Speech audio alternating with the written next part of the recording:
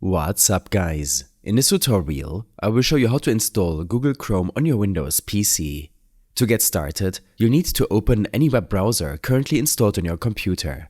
Since Windows comes with Microsoft Edge pre-installed, I use Edge for this tutorial. Once your browser is open, go to the search bar and type Google Chrome. Hit enter and look for the official Google website, which should appear near the top of the search results. Head to google.com/chrome to download Chrome. Once you're on the page, you should see a button that says Download Chrome. Click on this button to start the download. Google may offer an option to automatically send usage data back to them to help improve Chrome. If you prefer not to send data, uncheck this option before proceeding with the download. After clicking Download Chrome, the installation file will begin to download. In Microsoft Edge, you see your download progress in the top right corner of the browser window.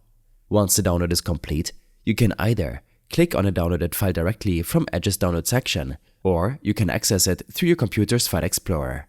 In the File Explorer, navigate to your Downloads folder. Look for the file named Chrome Setup.exe and double-click it to start the installation. When you launch the installer, you may see a Windows security prompt asking you if you want to allow this app to make changes to your device. This prompt is standard for new software installations, and it's safe to click Yes, since we are installing Chrome from Google's official website. After confirming, the installation will begin. Chrome will download any remaining files and automatically install itself onto your PC. This process should only take a minute or two. Once the installation is complete, Chrome should open up automatically. If it's your first time using Chrome on this PC, you'll be prompted to sign in with your Google account.